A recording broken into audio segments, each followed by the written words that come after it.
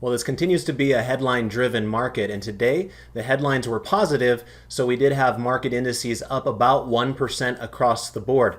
The news story that everybody's fixated on was President Trump did tweet out that he and President Xi of China are going to have an extended meeting at the G20 meeting here in a couple of weeks. And so market participants rejoice the prospects of perhaps wrapping up this trade war, or at least getting a little bit more clarity on where we stand with things. Of course, we also have tomorrow's big Federal Reserve meeting, and that kicks off at about 2 p.m. Eastern time. So that's likely to move the markets to one degree or another. Now tonight in the trade application example, I wanted to focus on an internet retailer that had once been quite hot but has started to hit a little bit of a resistance point. So we're going to focus on a bearish trade setup there. So with that, let's go ahead and get started.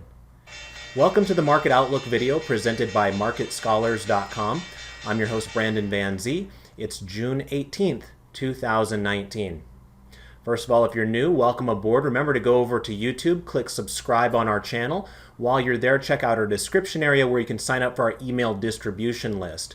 We also have a big presence on Twitter. We would encourage you to follow us. My handle is @BrandonVanZee, and we do appreciate those of you that are clicking like and retweet on our Market Outlook related posts. Lastly, we do have a focus on Facebook as well. It's a group there, and you can see the web address embedded in the logo in front of you. We also did sign up here recently for Pinterest and Instagram, so while we won't make that a focus, Twitter will remain kind of our main focus from a social perspective. For those of you that are on Pinterest and on Instagram, you might want to do a search for Market Scholars as well. All right, let's go ahead and dive into the charts. As you can see here, I've got chart 4B pulled up in front of us. This is our traditional 4 grid here where we're looking at the 4 major U.S. equity indices. We've got the S&P 500 in the upper left, got the Dow Jones in the upper right, we've got the NASDAQ Composite in the lower left, and the Russell 2000 in the lower right.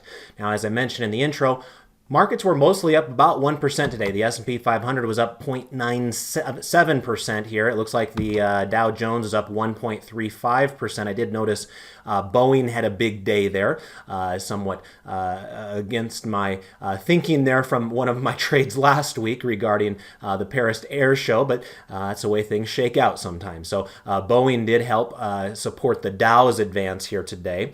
We did have the NASDAQ with another big day here today, up 1.39%. Now, we did close off the highs of the session, but nonetheless, remember yesterday the NASDAQ was already an outperformer versus the rest of the market as they were anticipating Facebook's news in the cryptocurrency market, which did launch here today, or at least the conversation officially hit today. Facebook was up pretty big in the morning session and then gave back nearly all of its gains there in the afternoon. And then the Russell 2000 was up 1.14% today as well. Now, as a reminder, when we're looking at this particular chart setup, all of you that are premium members of Market Scholars have access to all 25 plus of our charts here. You can see we have tons and tons of charts that are available. I do get questions on that fairly regularly, so just a reminder that if you are a premium member, you have access to that and a tutorial video that goes along with it to help you upload those. But anyway, when we're looking at this chart 4B here, what we're kind of looking at with the computer programming language that's embedded in here called ThinkScript is it allows us to kind of visually see very quickly whether we have a bullish or bearish posture from an intermediate perspective using the market forecast technical indicator. That market forecast technical indicator you can see down below each of these 4 charts and is really kind of the driving force of this particular video. The market forecast indicator is kind of what is kind of the foundation of this video. So we do use it regularly, but the way that you would read it is you look at the green line down below, and when it is traveling up between 20 and 80, which are the upper reversal zone and the lower reversal zone there, that gives us what's known as a bullish posture. Now, we do divide up the bullish posture into either weakly bullish posture or strongly bullish posture, and what is determinant upon that is whether the green line is rising between 20 and 50, like we see kind of down here with the Russell 2000. Notice that green line is rising there, but it's currently, the reading of it is at 45.43. So notice the background color of that chart is light green, whereas the background colors of the other charts are dark green because that green line is now trending up and above that indicator's 50th percentile. So we do view those other three charts as being strongly bullish, and that's nothing new. We've been strongly bullish on those three charts for quite some time. With the Dow as just one example, you can see where the color change shifted from light green there to dark green right there, and that was back on June 10th. So we haven't really gone anywhere since getting a strongly bullish posture until today, and then today we just kind of took off. And now we're at a point of, wondering whether we're going to be up there at a bit of a resistance area. Remember, the market was topping out at around the time period of kind of mid to late April, and we're approaching those areas again. I think the markets are within 2% of all-time highs. And so while the month of May was a harrowing one for many folks, for those of you that hung on for dear life or put on some bullish trades, when opportunity presented itself, hopefully you are seeing a bit of gains here in the most recent time period. But right now, postures across the board do remain bullish for all four of the U.S. equity indices. Let's go ahead and move on to our three green arrows chart setup. This is chart 4C for those of you that are premium members of Market Scholars. Now, as you can see, all of our charts do have three green arrows right now, and these are daily candles that we're looking at. Each one of the charts is 3 months in length, and each one of the candles is just 1 day in length. And so from a three green arrows perspective on a daily chart basis, all four of our major indices here in the United States do have three green arrows. I mentioned in last night's presentation that the last of those was the Russell 2000. And we were able to get that green arrow to come in here when price closed above that moving average. So this is day number 2 of that new three green arrow signal that we received right there. The other indices, again, have been stronger than the small cap Russell 2000, and therefore they've already had three green arrows for the last week and a half or so. Let's go ahead and now move on over to our 12 grid analysis, starting with 4E. And this will be our intermarket analysis 12 grid. As a reminder, when we're looking at this 12 grid, the background colors of the chart are going to tell us whether we have bullish or bearish posture using that intermediate term line on the market forecast. When you see the pink background colors, like we see with the VIX and the TNX up here at the top, that means we have a bearish intermediate posture.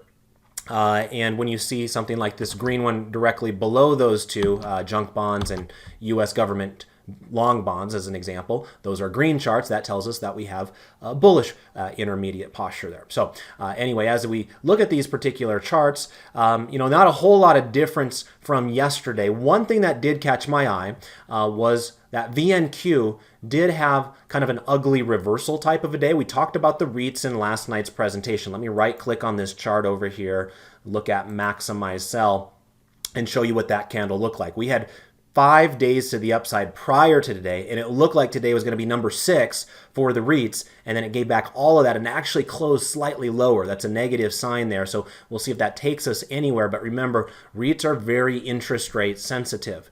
And so depending upon what the Fed says tomorrow, it could easily get that back what it lost today. On the other hand, maybe this was an indication that the market is already reading into what it expects the Fed to say. So we'll see where that takes us. But I did mention that cannabis-related REIT in last night's broadcast as well, and that was IIPR.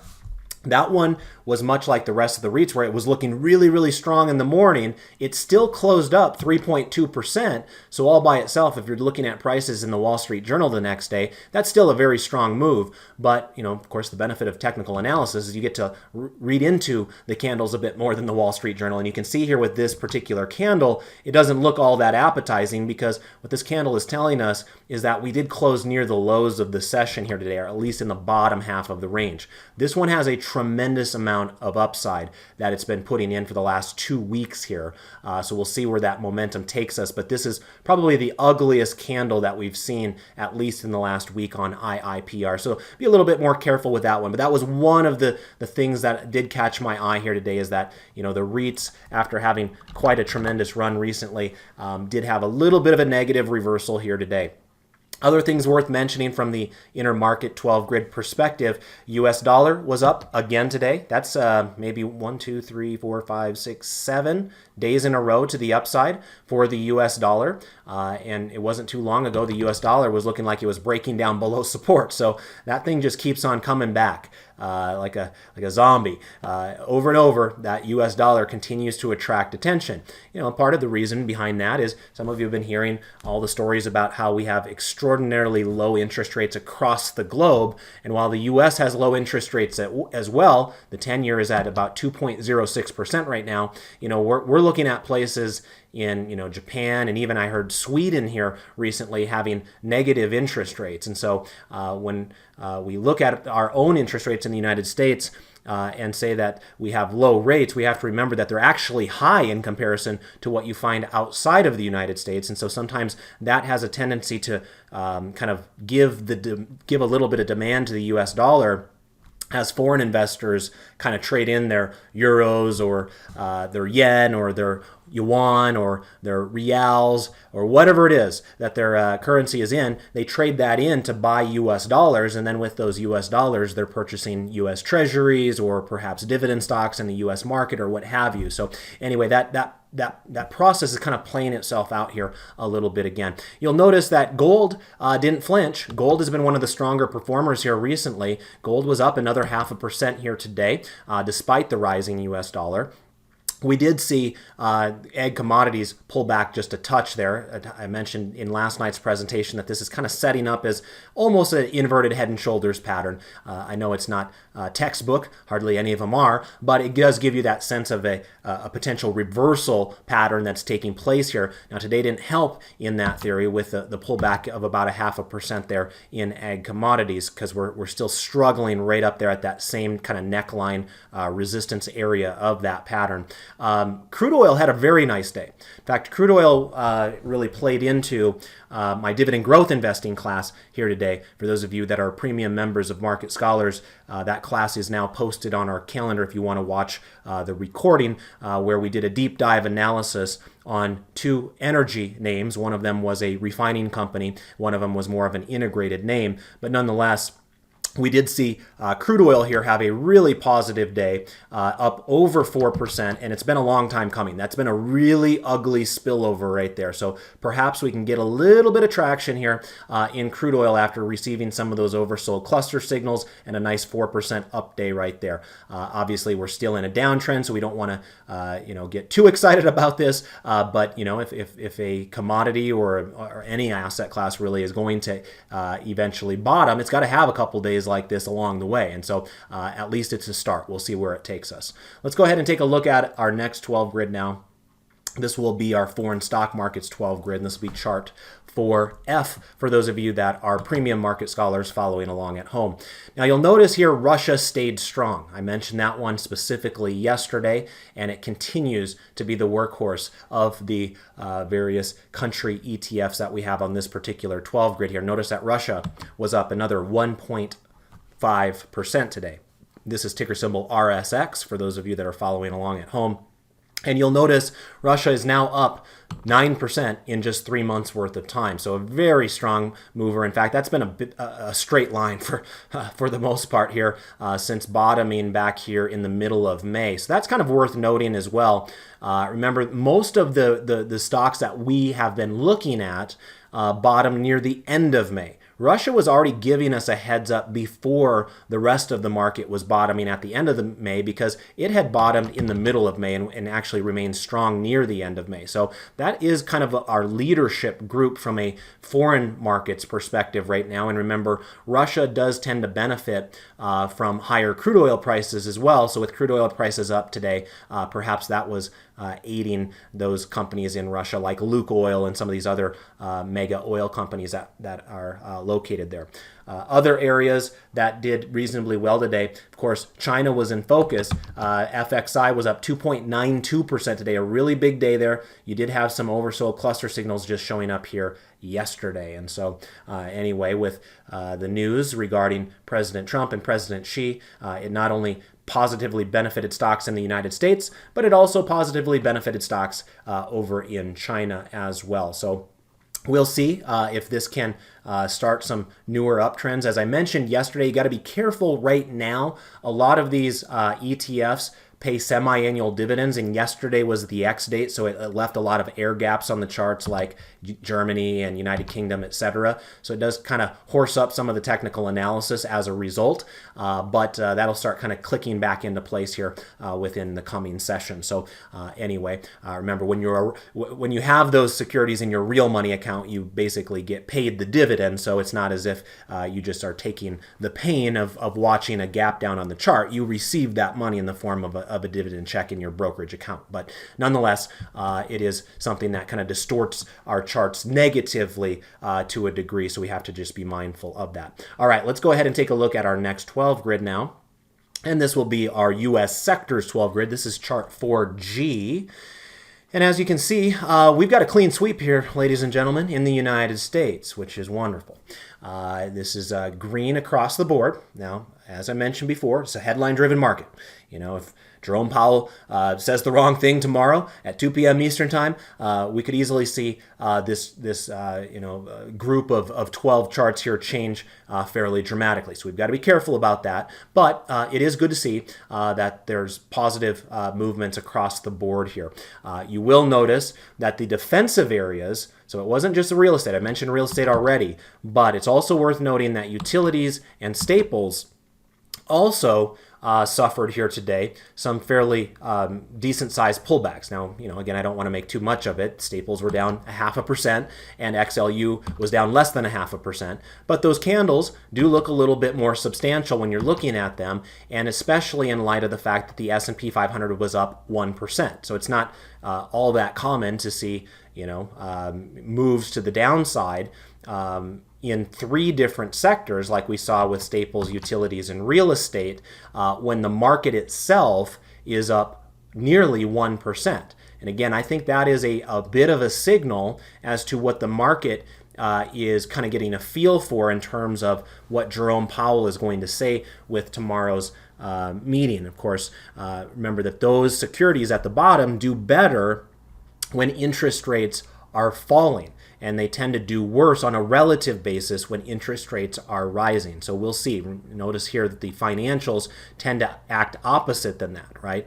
Financials are at the opposite end of the interest rate sensitivity conversation, and financials tend to do better when interest rates are expected to rise. And so we did see that. So it's almost as if the markets today were telling us that Jerome Powell is going to come out with his language tomorrow and be maybe a little bit more hawkish than was expected, perhaps even a week ago. Now, whether that comes through in an actual action with interest rates or just kind of a conversation in the statement itself about what to expect in the future is anybody's guess. But that's how I would read into it right now, is that perhaps we have a stronger economy, and therefore maybe an interest rate cut or perhaps multiple interest rate cuts is not necessarily a done deal like investors and traders were assuming a couple of weeks back. All right, as we look at this, another thing to be aware of is that technology had a very robust day. We looked at the sector selector in last night's presentation, so feel free to go back and watch that if you want to see the rankings there. But I did mention there that technology had a nice boost higher week over week, and so today's action should kind of enhance their rankings even further. They were ranked 4th out of 11 on that sector selector as of Friday's information, but this is another strong showing out of technology here today. I noticed a number of those chip stocks responded positively when the U.S. and China, leaders of the nations decided they're going to get together for a meeting, because right now, the chip stocks are kind of reacting to those news a little bit more than other industries as a result of what's happening with Huawei, the big company over in China, and right now the American ban on kind of having business relationships with that company if you're based in the United States, and that is causing a little bit of consternation here with some of those chip stocks. So if that can kind of be relieved a little bit, maybe you're going to see a little bit more leadership out of companies like AMD, had a nice bounce today, Texas Instruments, and a few of those others. So anyway, keep your eye on technology there. We also saw a really big day out of industrials. I mentioned Boeing was one of the bigger winners here today. They did get A order at the Paris Air Show, and so that helps support the industrials here today. Notice that the industrials were up 1.94% here today, and while they're not hitting new highs or anything like that, at least they're not hitting new lows. And remember, it was just at the end of May here when industrials were cracking to multi-month lows. So we have gained back a lot of that behavior right there as well. So anyway, positive day for most of these sectors. Where we have an exception to that is with the more defensive and interest rate sensitive areas. But on the whole, from an intermediate perspective, we do have bullish postures across the board. Let's take a look here now real quick at our ratio charts. Now this is chart 4I for those of you that are following along at home. And this is where we're comparing one security to another. And when you see that particular chart go up, it means that the first security, for example, let's find one that's trending. How about U.S. stocks versus foreign stocks? That's the chart over here to the right, kind of in the gray color. This chart is largely going higher, and what that is telling us is that U.S. stocks are outperforming foreign stocks. They're basically just kind of divided into one another in order to see that information. And so anyway, U.S. stocks appear to be the place to be right now compared to other places around the world. That's not a big surprise. Of course, an exception to that was Russia, as I mentioned before. Russia is definitely holding its own, but a lot of the other foreign markets out there are not doing quite as strongly as some of the areas that we've seen in the United States. Another thing that I wanted to point out is that stocks have largely been outperforming commodities as well. That's kind of your turquoise color off to the left-hand side here. So stocks outperforming commodities nicely. And then down below here, you are also seeing growth stocks outperforming value stocks, a nice kind of upward trajectory there as well. And that does make sense to me as well for those of you that are premium members of Market Scholars and that attend our classes.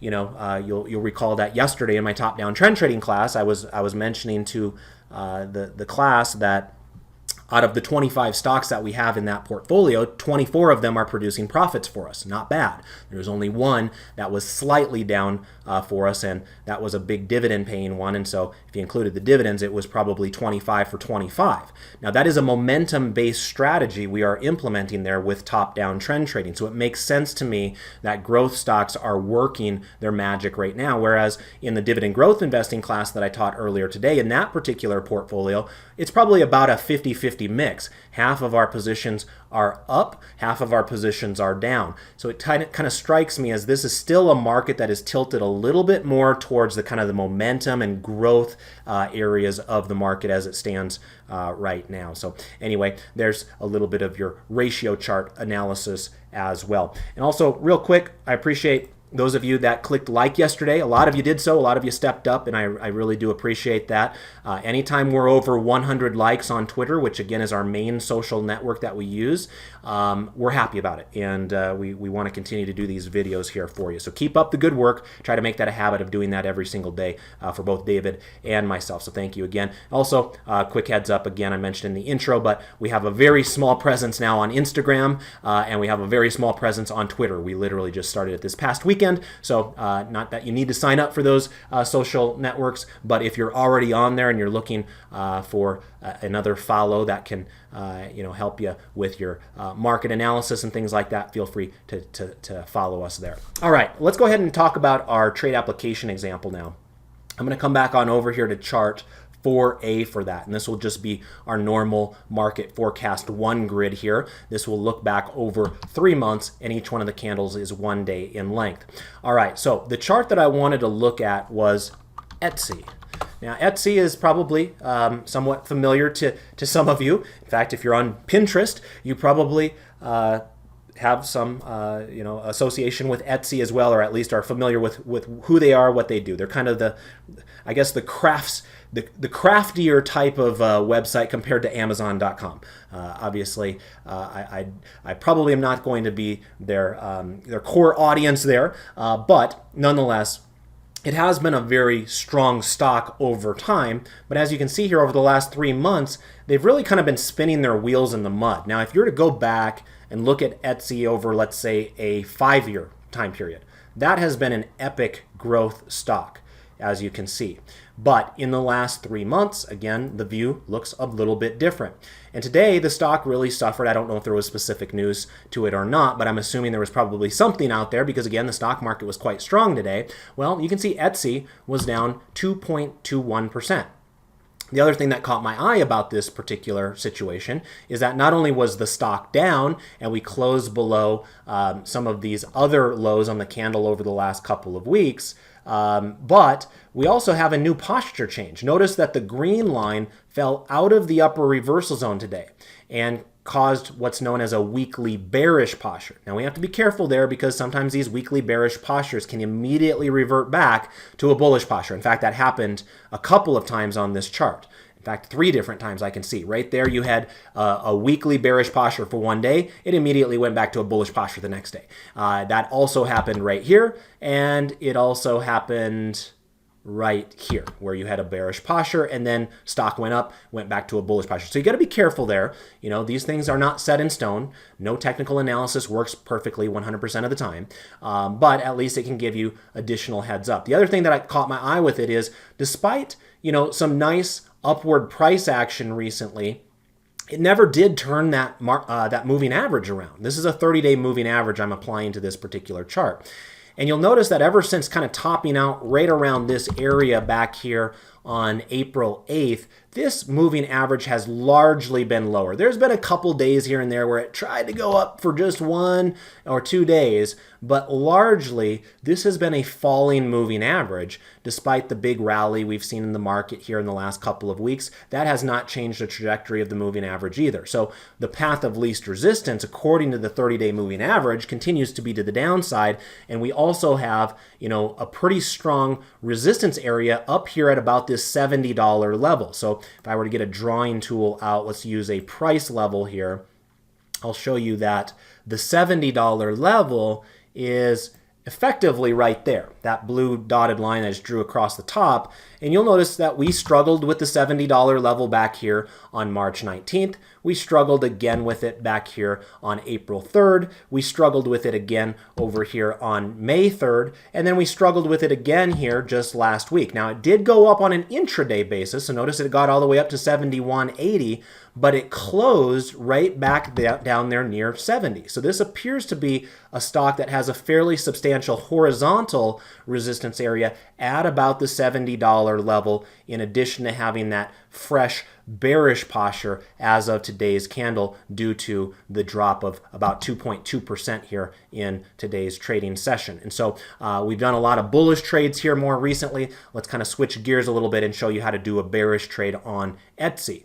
I'm going to come on over here to the trade tab, and I've got the trade loaded up already. What I'm using is the July monthly contracts. Those are the ones that have 31 days until expiration. So these are not the contracts that expire here at the end of this week with the June contracts. Those only have 3 days left. So these are the July contracts here.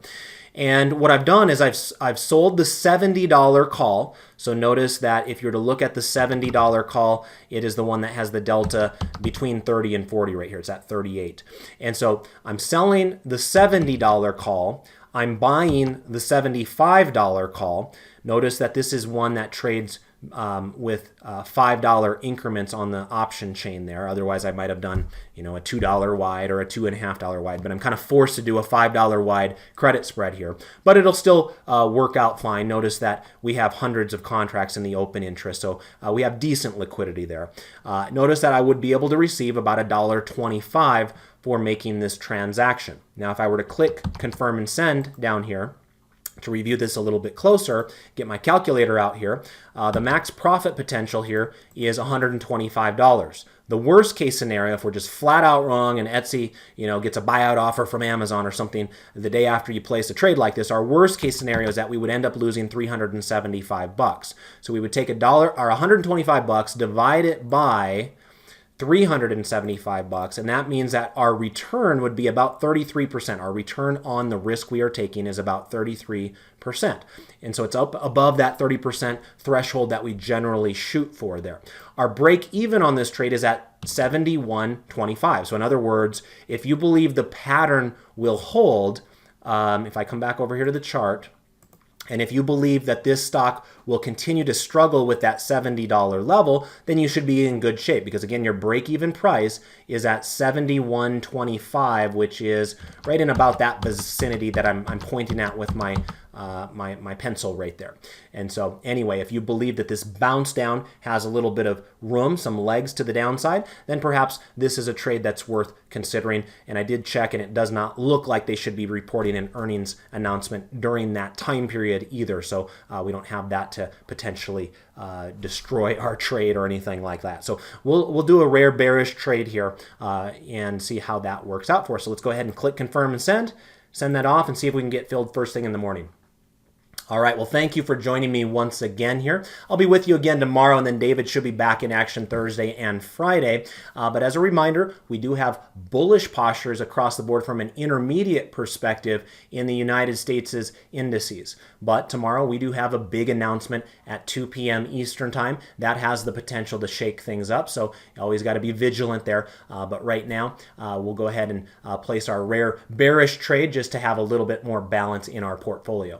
So with that, I want to wish you all the best of success with your trades and your investments. If you got value out of tonight's presentation, make sure you go on over to Twitter, click like for us. That would go a long way. Have a great night, everybody. Take care. Bye-bye.